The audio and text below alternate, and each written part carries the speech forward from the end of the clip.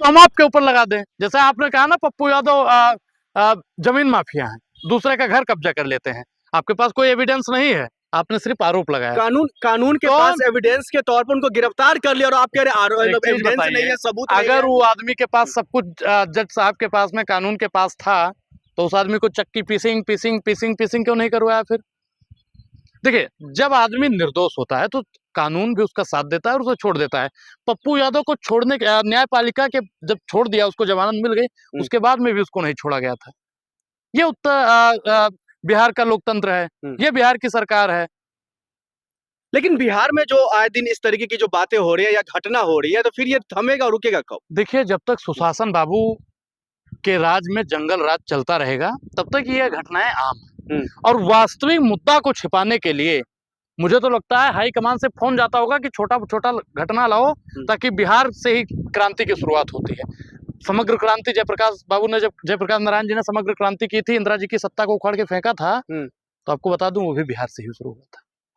तो बिहार से ही क्रांति शुरू होने वाली है, क्योंकि एपस्टीन फाइल में जब से नरेंद्र मोदी, हरदीप सिंह पुरी और तमाम नेताओं का नाम आ रहा है, तब से बिहार के लोग भी उबाल मार रहे हैं लगातार। उत्तर प्रदेश में इनकी कुर्सी भी जाने वाली है। तो इस देश का लोग नरेंद्र मोदी, अमित शाह, हरदीप सिंह पुरी और तमाम इनके नेताओं से अब नफरत करने लगे हैं, इसलिए ऐसा माहौल बनाया जा रहा है। और अगर साफ सुथरी जांच पड़ताल होगी तो नीतीश जी का भी परिवार आएगा और साहब का भी परिवार। मतलब आप लोगों को कानून पर या संविधान पर या मुझे अपने संविधान पर 1,00,000% विश्वास है।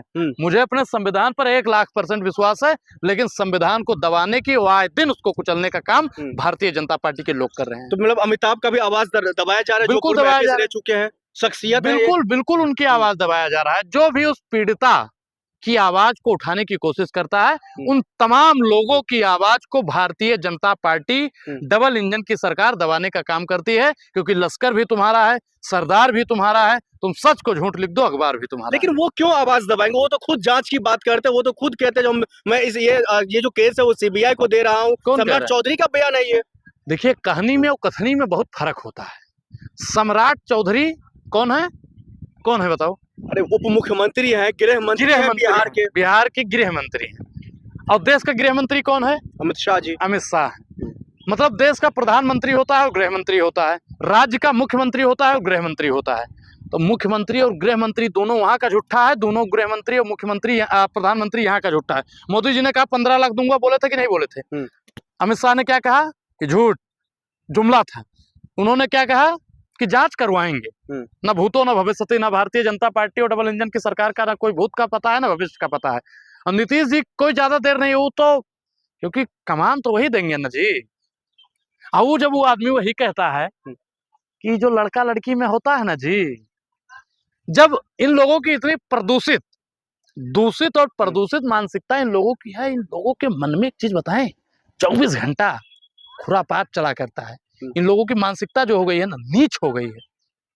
लेकिन कानून से तो बढ़कर नीतीश कुमार हो या फिर उनका बेटा, कानून से बढ़ के इस देश का प्रधानमंत्री भी नहीं है, संविधान से बढ़ के इस देश का गृह मंत्री भी नहीं है, कानून से बढ़ के इस देश में कोई नहीं है। इस देश में कानून का राज है, बाबा साहब के संविधान का राज है, उसे भारतीय जनता पार्टी कुचलना चाहती है। आप चाहते हो इसकी गिरफ्तारी हो, गिरफ्तारी हो, बिल्कुल गिरफ्तारी हो, और दोषी पाया जाए तो एक ऐसी कार्रवाई होनी